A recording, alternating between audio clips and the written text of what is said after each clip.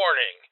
The podcast that you're about to listen to may cause some listeners to start shaking their booty to funky beats like this.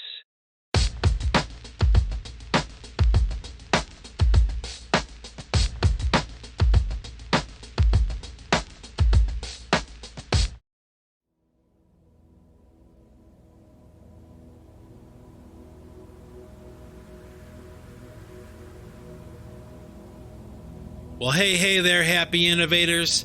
How are you all doing today? I hope that you're doing well. And, I got an idea. A long time ago on the Singularity Podcast, I did a podcast called 5 Days.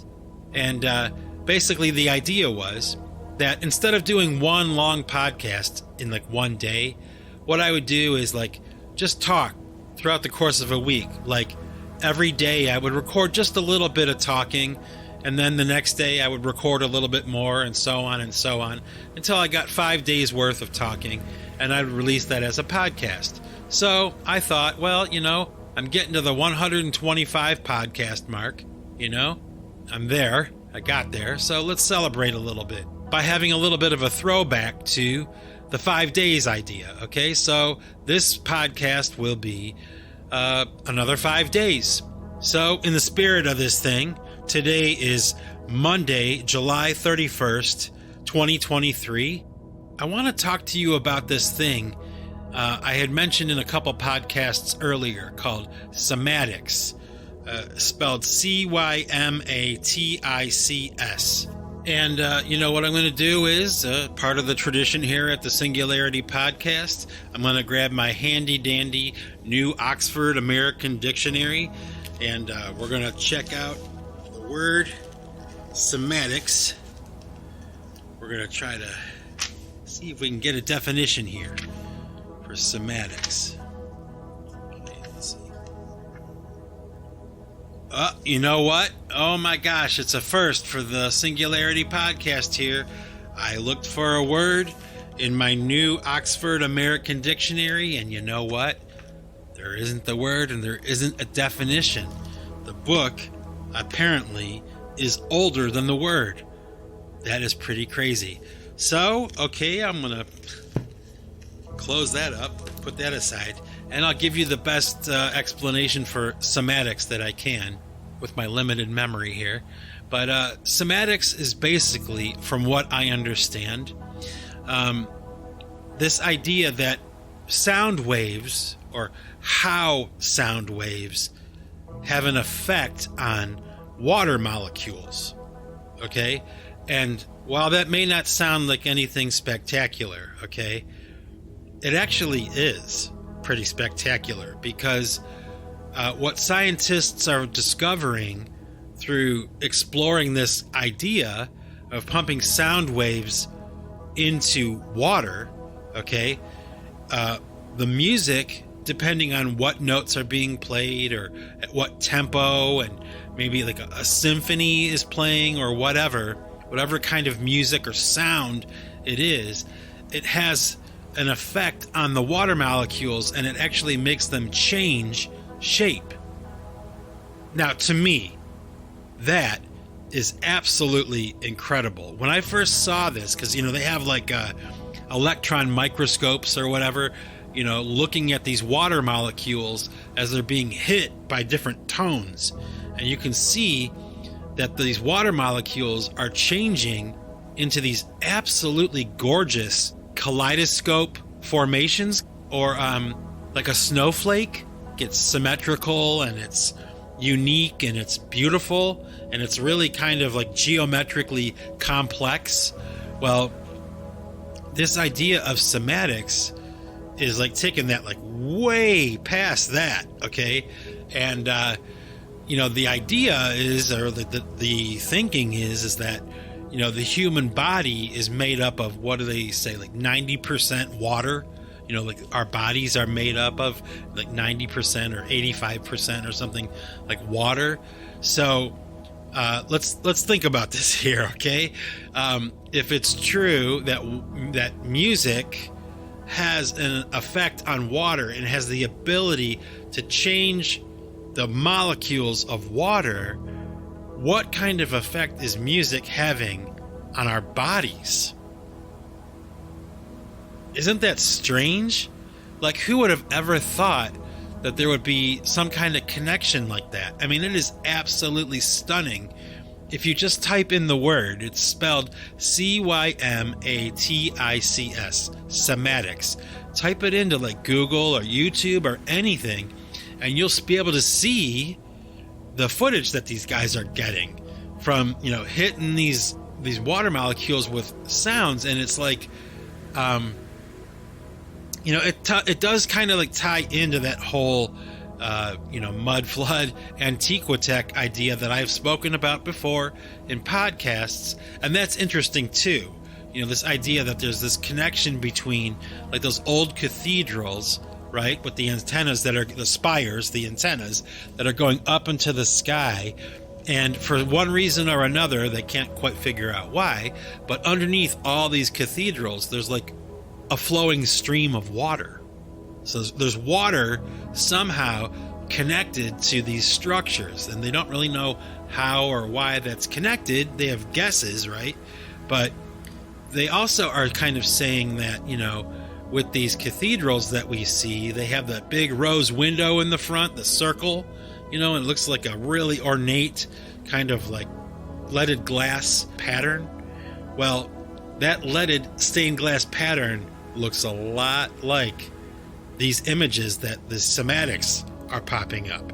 And there's people who have this theory that, the right underneath that rose window in all those cathedrals, they all have one. Right underneath that window, they have a gigantic organ. Okay? And I don't know. It seems awfully strange to me that, the music is right underneath that rose window that just happens to look exactly like these water molecules that are being, generated through tone, through music and frequency. Okay? That is so fascinating to me, and it kind of knocks me back a little bit on my heels. Like, okay, I'm making music like every single day, I've devoted my life to this thing, and what exactly am I dealing with here? Like, what am I doing here? Because, I've made music that people have told me, brings them peace, it makes them feel at ease, like that kind of thing. And, that's certainly most of the time, that's my intention, right? I mean, I like to make music that makes me feel good, right? But it kind of throws into question this whole idea of like, why does music make us feel good? Or why does music make us feel bad or anxious? Or, it changes the way our heart feels and the way our minds work, right? And, think about it. What kind of effect, okay, does, Satisfaction by the Rolling Stones have on your body? Okay? You're literally the water molecules in your body. Okay? And, what about Mozart? Like, what does his music do to your body, to the water molecules in your arms and your brain, everything, right? I mean, we are made of water. And it's such a strange thing for me to think about. And is it a big deal? I don't know. I think it probably is. It's probably a very, very serious discovery. And why it took this long for people to get it together, I don't know. But man, I'm glad they did. And it is so wild to watch this footage and to just see the magnificence of these molecules and how they snap into a different form. As soon as a different note is hit, boom, they change. They change again. It will change to whatever they're playing. And oh my gosh, I don't know what it all means, but I'm starting to get this sneaking suspicion that this whole music thing and how people relate to music and all those, how it makes people feel and all that, it's got a lot to do with something like on the molecular level of human beings. Isn't that absolutely astounding? It is to me. So, it also makes me think about this one guy I knew a long time ago. I was in a band with him, and we were kind of like getting into some philosophical debate, about music and the importance of music and all that. And I might have even mentioned this before in the past, but he was like really stupid, and we were in this argument, and he was kind of saying to me like, oh, music doesn't really matter. Music is really not that big of a deal. It's not that important to people's lives and all that kind of stuff. And I was just like, dude, I couldn't disagree with you more. I think that music is really important to people. It connects them with people that they love and events in their life or whatever. Music is very important. Let's not kid ourselves. But now, with this idea of semantics and this whole thing, I don't know. I got to kind of rethink everything. Like, I have this feeling, or I guess this idea now, that what I'm doing here, like with my life and what I've chosen to do, is very important. It's pretty serious business I'm in, don't you think? So, yeah, I'm going to leave it there. Semantics, folks. Check it out. Talk to you tomorrow. Okay, so today is August 1st, 2023, Tuesday, and continuing with this 5 days thing here. And let's see, what did I want to talk about today? I had written something down, but I'm not going to go with that. Oh, I know what I want to talk about. The other night I was watching this thing on YouTube about Robert F. Kennedy, and his presidential run. And, there's this guy who's running his campaign named Dennis Kucinich. And it's kind of a funny thing, but my wife and I, when we lived in Cleveland, had an opportunity to kind of like meet Dennis Kucinich because he went to the same church that we went to. And we were just there, and I couldn't believe he was there. It was so funny. And Dennis Kucinich in Cleveland is kind of like a legend, And my wife and I have always kind of had like an affection for him because he is from Cleveland, and he's a smaller dude, and he's scrappy, and he's always kind of like involved somehow, Like when he tried to impeach George W. Bush, and all that stuff. It was like, we just have an affection for that guy, we love that guy, and we're rooting for him, but he's running the campaign for Robert F. Kennedy, and you can tell by the look on Kucinich's face, while Robert Kennedy is speaking, Kucinich is sitting right behind him, Actually, my wife and I call Dennis Kucinich Cooch, for short. I don't know why, but whenever we see him, go, hey, there's Cooch. Look at it, there's Cooch. He's on TV. Really, really nice guy, like super nice guy too. But anyway, so Cooch is on the screen behind Robert F. Kennedy. He's like sitting there. And you can tell he's having the time of his life, because Robert F. Kennedy is actually, a pretty strong candidate for the Democrats. I mean, I don't know. He's pretty good.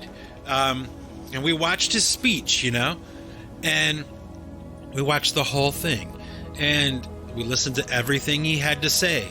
And I've always admired Robert F. Kennedy Jr. I mean, for years and years and years, but I never really thought of him as like a presidential candidate type of guy.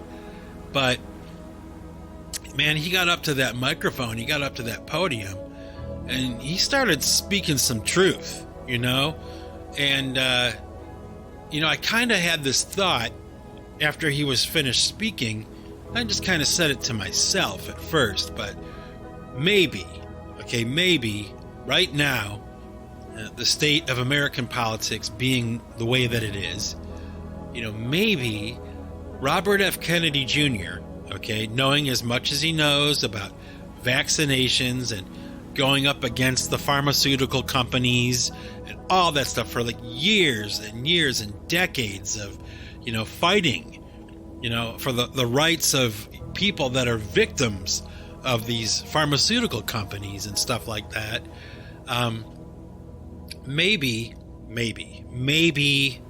okay, I'm only saying maybe Robert F. Kennedy Jr. is really the only person that should be president because of that reason alone, right?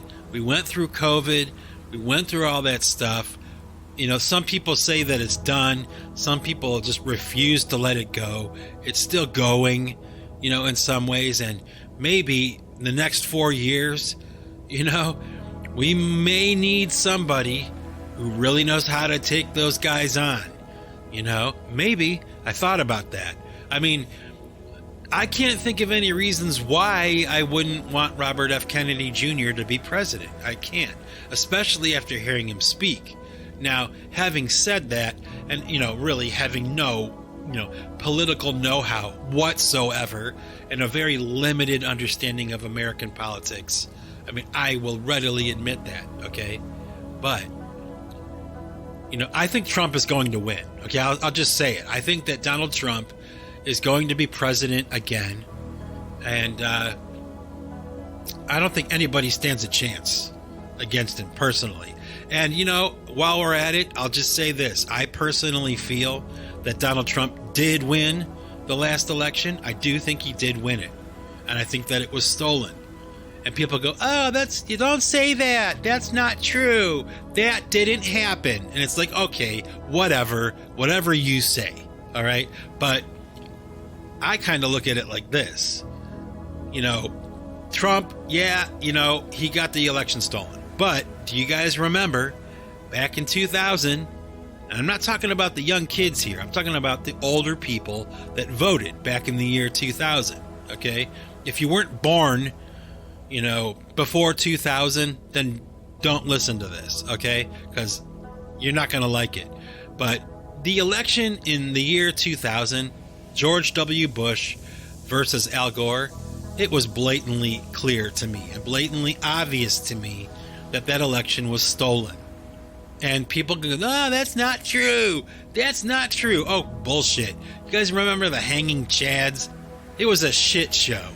It was ridiculous, and it was blatantly clear and obvious that something was not on the up and up.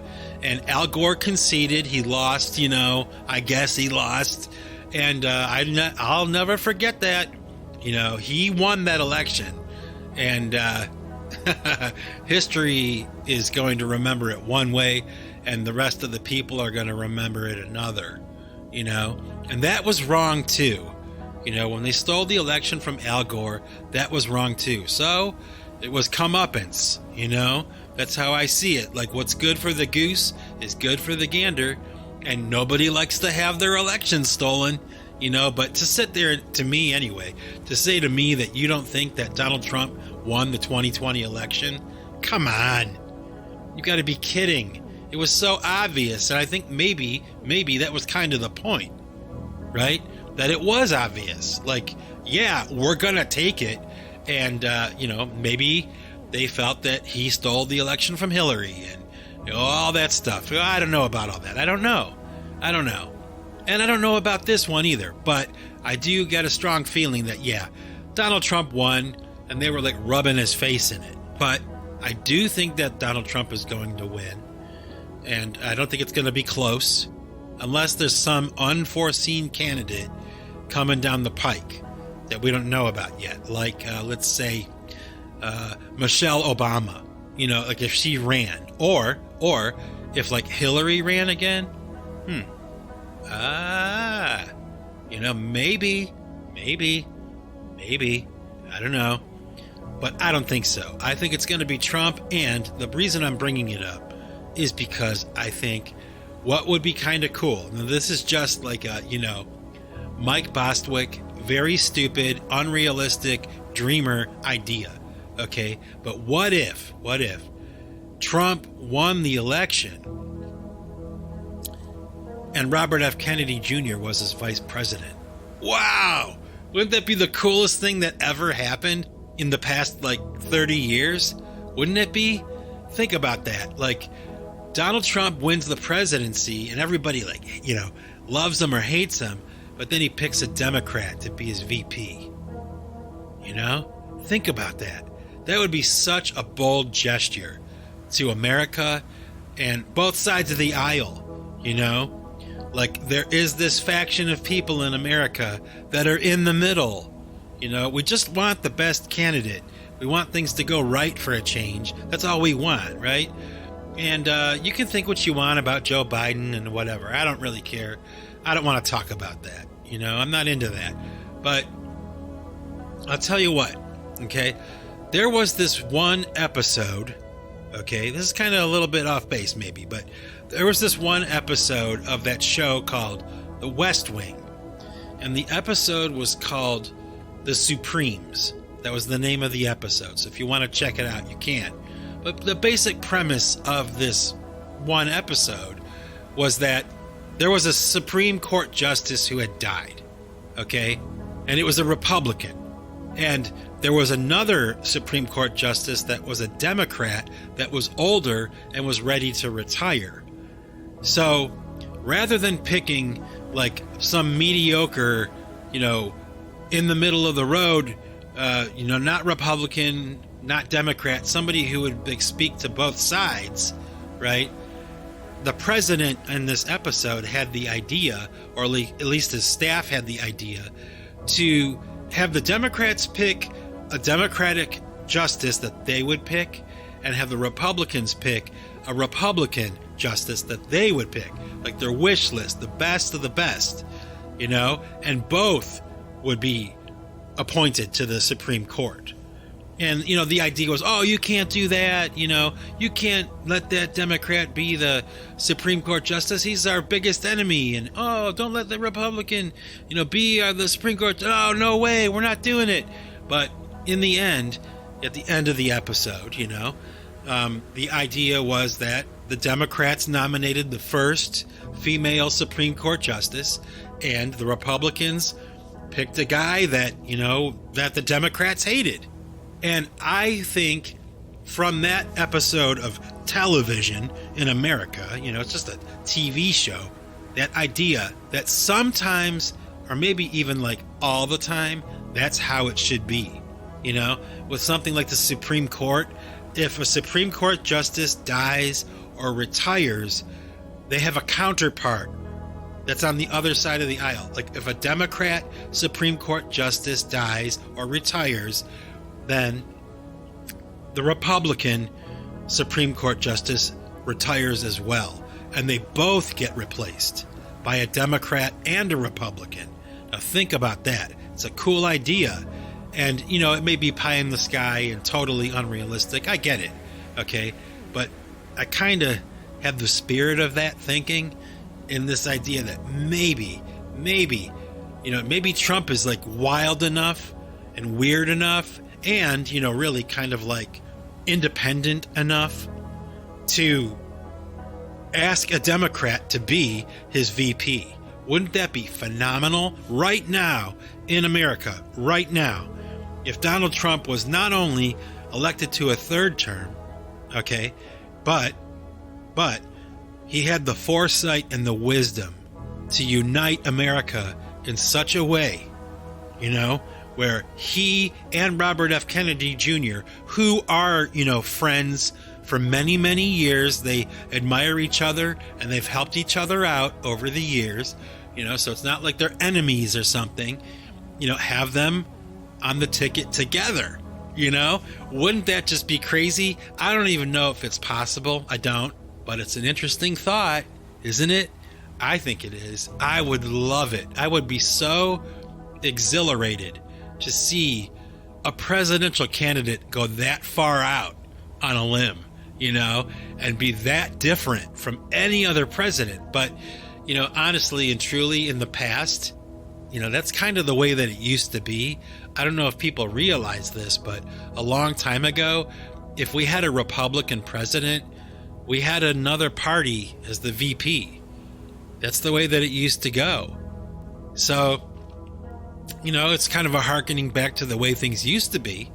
But oh my gosh, what a shockwave it would send throughout the entire world, you know? Like, especially now with America being so divided, and it's all you ever hear about is how divided we are. Oh, imagine it. Imagine it. It would be so fascinating because Robert F. Kennedy Jr. is such a great candidate. He really is. He's knowledgeable. He's an old school Democrat. He wants to build, not destroy, you know? And same with Trump. Oh, man, if that ever happened, oof, that'd be crazy. It would be so awesome. So, yeah, that's all I wanted to talk about today. Tuesday, August 1st, 2023. Talk to you tomorrow.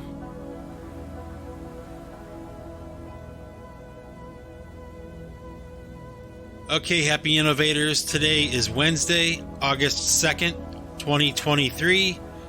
And today I'm going to talk to you a little bit about carbon dating. You know, that process that scientists do, and they determine the age of things, how old things are. And, you know, I wanted to talk about it because I kind of am of the belief, or I'm starting to become of the belief, that I don't have 100% confidence in this idea of carbon dating, you know? This is just my own opinion and my own speculation about things. So having said that, these scientists that do carbon dating, you know, they say a number, you know, we carbon dated this tree and it dates back to, you know, 200 years ago, or, you know, 2,000 years ago, or 40,000 years ago, or 2 million years ago, you know? And to me, it's like, okay, what is carbon dating, first of all, okay? What is it? Like, what's the process? And who does the process of carbon dating? Like, where is that done at? And, like, how does that whole thing work? You know, because all they have to do, you know, when they're reporting on something that's scientific, all they have to do is say, well, we carbon dated this back to this date. Okay. So it proves that this is this old. This thing is as old as this carbon dating says that it is. Okay. But, okay, who did that? And how was it done? And where was it done? And how accurate is it? And isn't it true that you could just say that you carbon dated something? Isn't that true? Right? You could just say you did. And you could say, oh, it's 2 million years old. Right? And it's not. You know what I mean? Like, it's not. That has happened. Okay?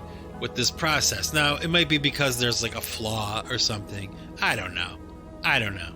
But it's just one of those things when I hear about it, kind of sounds like bullshit. Okay? Don't you think sometimes? Like, they'll go, we found a snail shell and we carbon dated it back 2 million years ago. And it's like, really? Really? Like, something that's 2 million years old is like, you know, still here. You know, like, it didn't disintegrate and decompose over time, over 2 million years, you know? And, oh, the scientists, they get their panties in a knot because somebody's questioning their authority, you know, somebody's questioning them, but it's like, I don't care, you know, I don't care. It's like, just because somebody says something doesn't mean it's true. And I don't know, I'm kind of like on the hunt, in the search for some proof here, you know. What is this carbon dating thing that, you know, proves and disproves everything under the sun?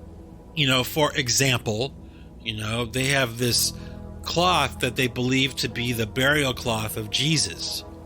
They call it the Shroud of Turin. I might have even talked about it before in podcasts. And in case you don't know what that is, you don't know what the Shroud of Turin is. At this point, I would imagine everybody does, but you can't assume that, right? So, according to the story here, a relic was found, a piece of cloth that had been preserved and protected for a very long time, you know. And the cloth has the image of a crucified man on it. And when you look at the cloth, it's kind of like just like a white piece of fabric with some like yellowish, brownish stains on it. It doesn't look like much, okay? But a long time ago, maybe like 100 years ago or something, there was a photographer by the name of Segundo Pia, and he was the first person that was allowed to take a photograph of the Shroud of Turin, okay? And this is like, you know, back when cameras were first invented, okay, supposedly, all right? And when this guy took the picture of the cloth, you know, it looked like, you know, the cloth, a white cloth with some stains on it. But when he looked at the photographic negative of that image of the cloth, it has a perfect rendering, a perfect photographic image of a man who appears to be crucified in the manner that Christ was crucified, just like the people who were like the guardians or the keepers of this relic, just like they had professed it was, okay? And, you know, the scientists roll in, okay? And I think Glenn Beck just had Barry Schwartz, one of the scientists that was initially asked to the Vatican or to the chapel in Turin or wherever it was to study this cloth up close and personal. They let people in to study it and determine what it was. And of course, they carbon dated it. And it's from medieval times. You know, we carbon dated it. It's not real. It's not really Jesus. It's not really the face of Christ on the Shroud of Turin. Okay, because we've carbon dated it and we know.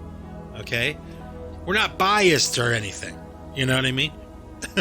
Like, give me a break. You know, you have got to be kidding me, right? Come on, you know. Get out of here. But, you know, the fact of the matter is, I mean, as far as the Shroud of Turin is concerned, okay, nobody knows how the image was put on there. Nobody knows exactly what happened or what it is.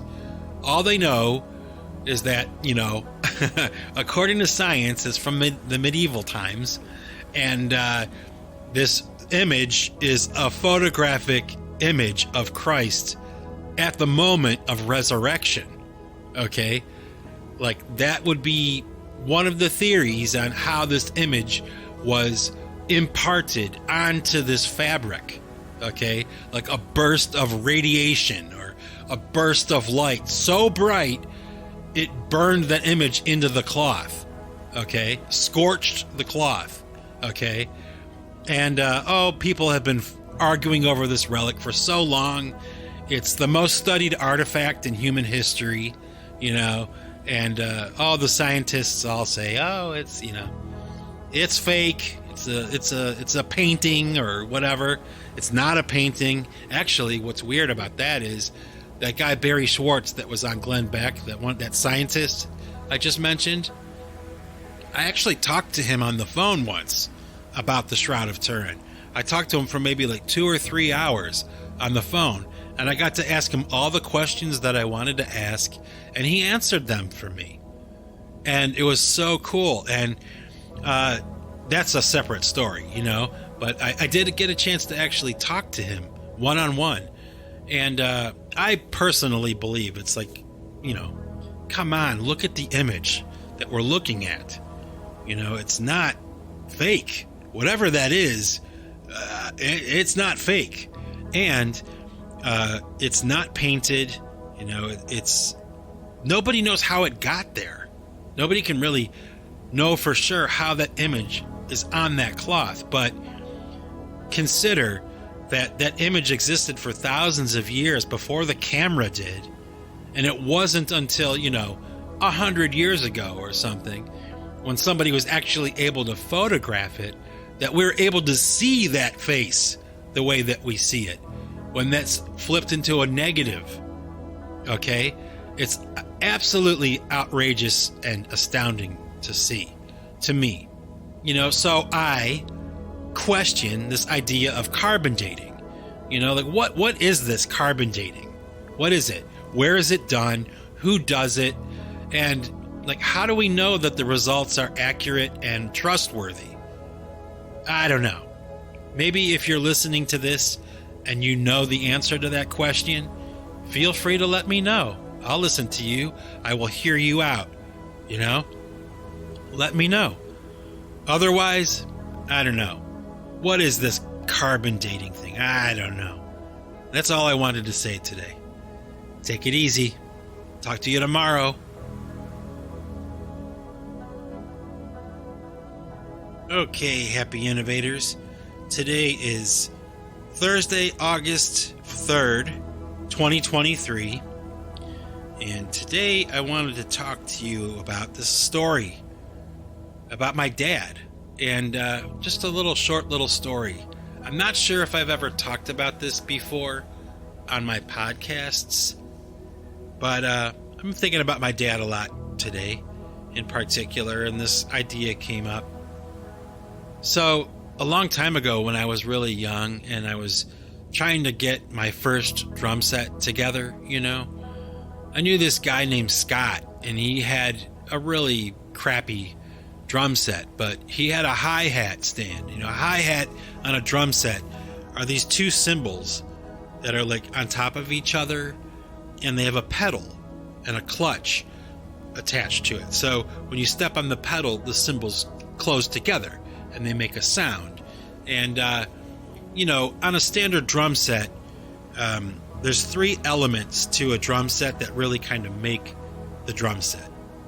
You have a bass drum, the big round drum on the floor, and you have a snare drum that's, maybe 14 inches in diameter, 6 to 8 to 10 inches deep. It's the one that's right between your legs, okay? And then on your left-hand side, if you're a right-handed drummer like I am, you have the hi-hat. Now, with the hi-hat, snare drum, and the bass drum, you could pretty much play anything. You can make it work, okay? And at the time, I had a bass drum, I had a snare drum, but I didn't have a hi-hat. And this friend of mine, Scott, had a hi-hat that he was getting rid of. So, I said to my dad, I really wanted to buy this hi-hat. It was like $50 or something, And my dad was kind of, I don't know. Oh, Dad, come on, please. I really, really want this. I really, really want this, I don't know. It sounds like it's junky, it's not worth $50, And, I was heartbroken. I was just like, this getting a drum set thing for me when I was young was like an uphill climb, It's such an expensive instrument. And, like I said in that drumming video thing I did a couple months ago or whatever now, if you want to go back and watch it, where I talk about that, the Mike Bostwick drum practice thing, it's like, it just sucked, trying to get a drum set together when you don't really have a job, you're too young to work, but you know what you want, what you want to do, you're being called to it, you're obsessed with it. So what's cool is that my dad was really a good dad. And he kind of knew by the way that I was talking to him, he must have known that like I was really burning for this. Like I really, really wanted it. So my dad, being the cool person that he was, throws me in the car. We drive over to Sam's Music in Parma, Ohio. Okay? And my dad takes me into the music store and he says, you go into the music store and you pick out whatever hi-hat cymbals you want. And a stand, a hi-hat stand, and we will get that.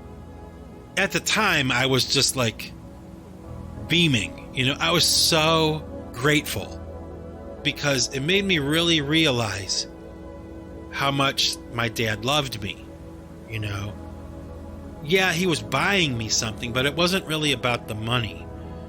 It was about the gesture to me. You know, I come from a family of 6 kids. You know, we didn't have a lot of extra money around.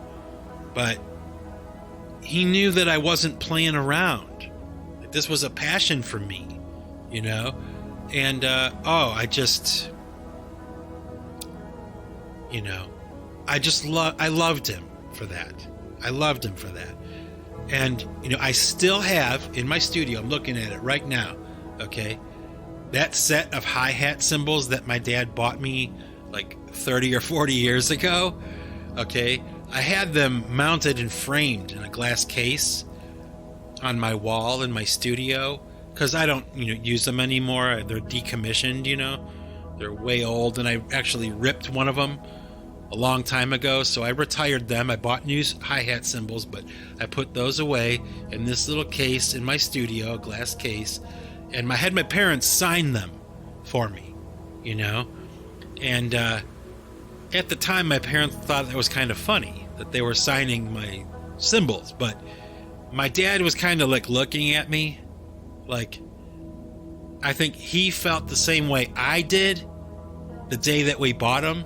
Like, he felt that way when I asked him to sign it for me because I had kept them. I still had them, and they were treasures to me now. Okay, they're not on my drum set anymore. These are going to be with me forever, and I'm going to look at them on my wall forever. And your signature is going to be on there. And they wrote some, sweet nothings on there, to their son, and I'm looking at it right now. It's in my studio right now. And that was a story that I wanted to share with you all. And you know what? While I'm at it, I'm going to give a little bit of props to my mom here, too. This was not planned for today. The cymbal story was planned, but not this. But I'm going to tell you this one anyway. My mother's father was a living legend, like in my family, when he was alive. He was unlike any other person I've ever known before, or probably ever will know. He was fascinating. If you go back to the Snowflake 33 podcast, okay, go back. I did like 3 or 4 podcasts in a row about my grandfather and how much I admired him and how he was kind of like, the blueprint for me, like how to do this. My grandfather was a very creative, very unique individual. He was actually an artist, but he didn't realize that he was, he thought artists like only painted, or only made sculptures.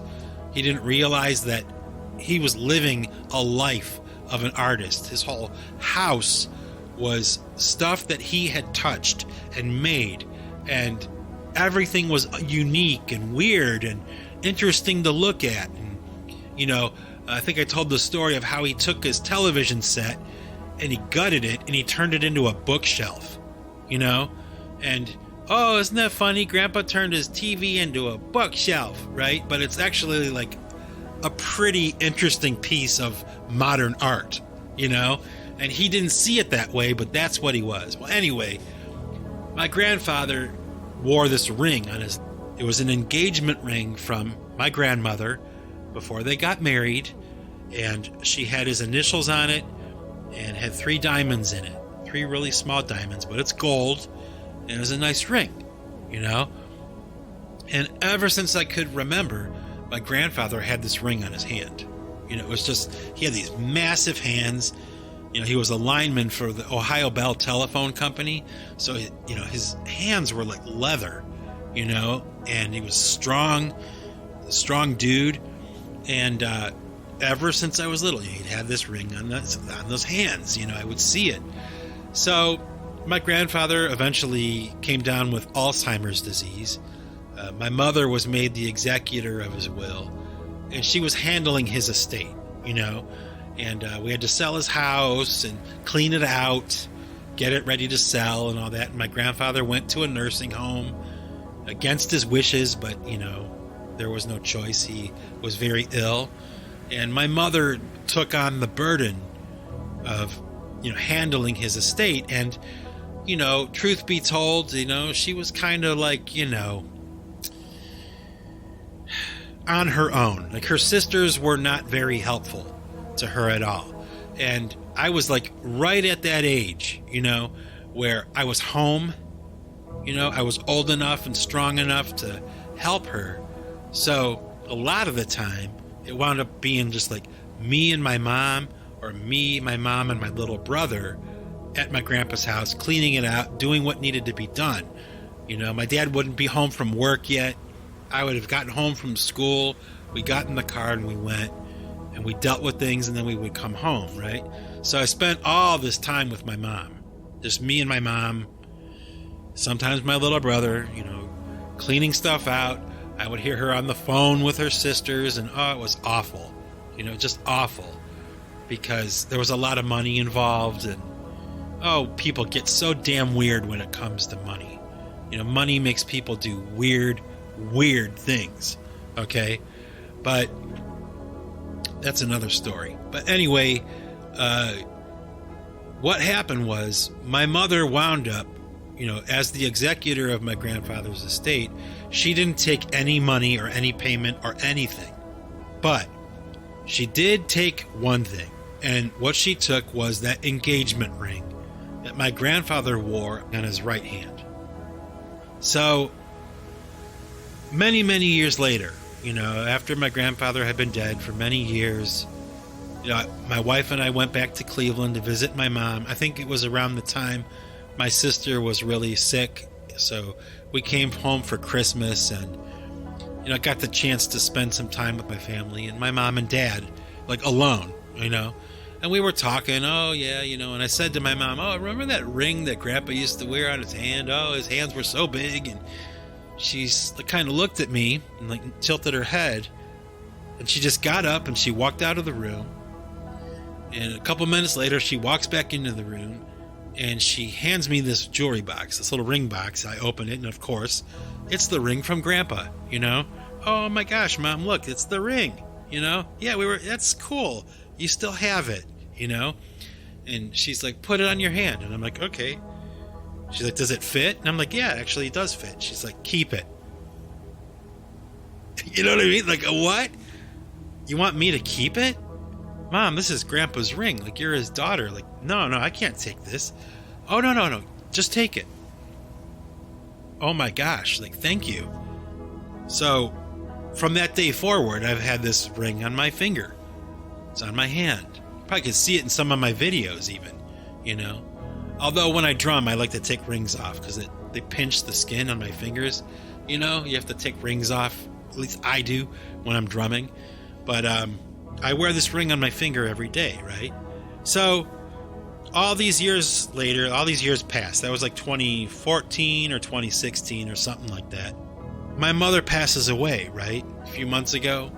And my sister, who is in charge of my parents' estate, comes up to me at the funeral, and she hands me this box. And inside this box is a note that my mother wrote, and I'll read it for you right now. Hang on. Okay, so here we go. Here's the note my mother wrote. My sister handed to me at her funeral. In payment for services rendered as the legal guardian for my beloved father for the last 7+ years, and as my sister received the engagement and wedding band of our mother, said bands of gold and several diamonds, and my other sister received a ruby ring from my mother, I do desire and claim the gold ring of my father, having never taken payment from guardianship for said services for the legal caring of my dad's money and person. Signed, my mother. Okay? So my sister walked up to me at the funeral and handed this to me, and I read it. And I gotta tell you, basically, I had no idea, okay, that my mother had refused payment from all the bullshit she had to put up with from her sisters in getting my grandfather's estate settled, okay, because it was awful, all right? They were horrible to her. And I was there. I heard it. I saw it. It was terrible.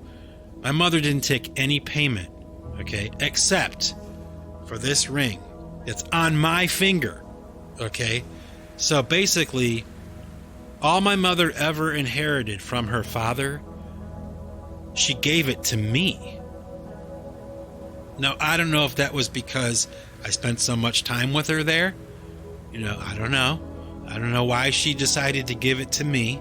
Like I said, there's, 6 kids in my family, But what it said to me at my mother's funeral, of course, at that very sad and confusing moment, was that my mom loved me. She loved me. Like, if I ever wondered, or you know how it goes, right, with your folks, you just don't know sometimes, right?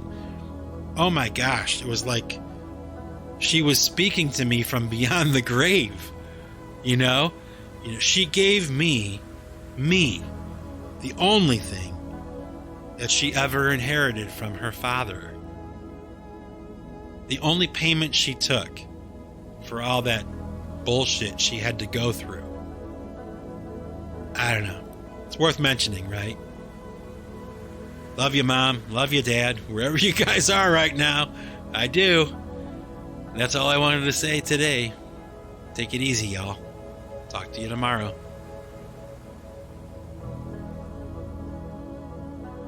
Okay, happy innovators. Today is Friday, August 4th, 2023. And today I want to talk about this idea that, living in post-COVID America, supposedly, okay? I wanted to talk a little bit about how there are still some people that are wearing masks. And I don't quite know what to make of that, It's a bit strange to me, and maybe in some ways a little bit pitiful to see people that are just hanging on so much to that idea of a pandemic and the danger and all that stuff, like the paranoia and the fear of COVID, like everybody else is walking around like, without a mask on. It's okay now. You can take the mask off. And there's some people that absolutely refuse to let it go. And there's not many, okay? But every once in a while, you'll be walking around in a store or somewhere out in the public sphere, and you'll see these people, men and women, old and young or whatever. Usually they're old women, though. And they're still wearing a mask. It's like, what's going on in your head? Like, what's up? What's up with that? That's really weird, man. To me, at this point, I know I've talked about it before in podcasts where, like, during COVID, people were crazy. I got, like, approached by a Karen in a grocery store, and oh my gosh, this lady was, like, flipping out, and just, like, I'm standing there looking at her like, what's up? Like, you are losing your mind. I didn't even do anything, And, I went on a whole diatribe about it. I think I was talking about how, she was probably afraid, and what we're seeing manifest is like her fear, trying to control everybody and make sure everybody follows the rules, this sense of power she got from, controlling other people, because she couldn't control anything else, it's really sad. It's pathetic. This idea that now in 2023, and there's no more pandemic, and there's still these hangers-on, they just will not let the mask thing go, and they want that fear. They need to have that fear, Isn't that sad? I think it's sad. I mean, there's not really much more to say about it, but I did want to talk about it because I think it's just sad, yes, pathetic, unusual, okay? And, there might be a couple screws loose there, if you're still kind of like afraid, like what's going on in your noodle? You know, you really probably need some therapy or something. You know what I mean? Like, what's going on? Are you okay? Like, what is your life like where you're still wearing a mask to the grocery store? You know, what the hell is going on? You know, oh, it's just like, you know, we will probably live, you know, the rest of our lives never truly like being able to forget about COVID. You know, it's just one of those things. It's like, it's never gonna go away like entirely. You know, there's always gonna be those people that are out on the fringe like that just won't let it go. They can't. I don't know. I didn't bother asking. You know, I don't go up to them and say, hey, what's up with the mask? You know, I wish that I could, but if I did, I don't even know what kind of response I would get. You know, people are so crazy now. You know, it's just like, I don't know. Maybe you guys know what I'm talking about, but you know, sometimes when you're out in public and you engage people just on a social level and you just talk to them, people are freaking weird now. I mean, I'm weird, okay? I will admit that. I'm eccentric, okay? I know that. And I don't care. I am. But I'm not like freaked out. You know what I mean? Like, I don't walk around like freaked out. I don't. And oh my gosh, the people that I see and talk to sometimes, complete strangers, you know, they, you know, COVID, in my opinion, has caused a lot of people to like lose their minds. I really think so. I think that fear, for whatever reason, with some certain people, it shook them to their foundations. You know, I can't imagine that happening, but it did, I guess, for some people. You know, for me it didn't, but it doesn't mean anything. If just because I don't feel that way doesn't mean other people won't. But it doesn't make it less weird, does it? Do you guys know what I'm talking about? Do you agree with me? And you know, on the other hand, okay, maybe, okay, we shouldn't forget about COVID. You know, like there's an election coming up, and there's votes to be cast. And a lot of people lost their ass with COVID. Their lives were destroyed by that stupid thing, you know? It was so stupid. I mean, can we all admit that now? At least that COVID was just like this era of absolute stupidity, you know? Just the most stupid, mindless stuff going on. And we should not let them forget. You know what I mean? Like, no, we're not going to like forget. I remember it sucked. And you know what? Somebody should answer for that, because it sucked. People lost their businesses. They lost their jobs, their livelihood. They lost their houses. You know, some people lost everything. And some people lost family members that were, you know, I don't know. They got COVID and they died. You know, it's like, I don't know. Maybe there's something to that. Like, yeah, let's not forget. You know, maybe let's not forget. You know, on the one hand, it's nice to think, okay, it's over. You can take the mask off now. Please. You know, you're okay. Everything is okay. You can take your mask off now. But at the same time, I don't know. Maybe it's like, you know what? Let's not forget. Let's not forget. You're right. Wearing that mask. You remind me that was bullshit, what happened and the way it went down. It was really, really destructive and bad. And for the most part, you know, I don't know. You can't say that it destroyed America, but whoa, it came pretty damn close, didn't it? You know? Let's not do that again. You know what I mean? Let's not do that again.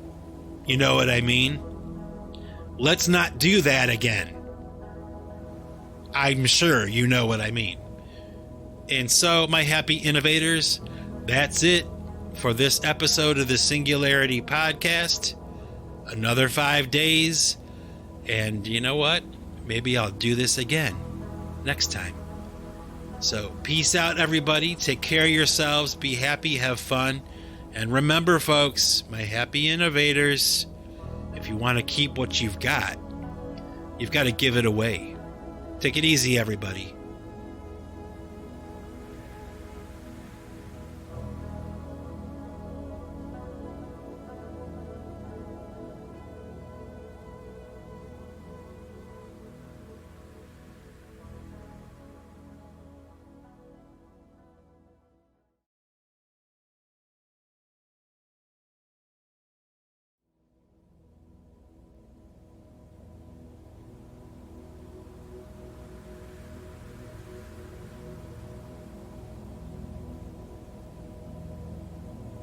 Okay, happy innovators, I got some music for you at the end of this podcast.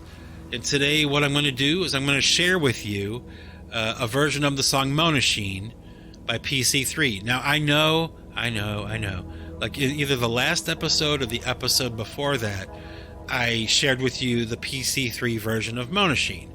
But what I'm going to share with you today is a version of Monachine that was never released really to the public. Okay, there was a version of Monachine that I did, mixed down, a special mix of it that I gave to a friend of mine whose son was doing snowmobiling videos, and she asked me if I would give him some music for his snowmobiling videos. And of course, I obliged because I loved this woman. She was such a great friend of mine, you know, and she went to bat for me a few times and really went out on a limb for me.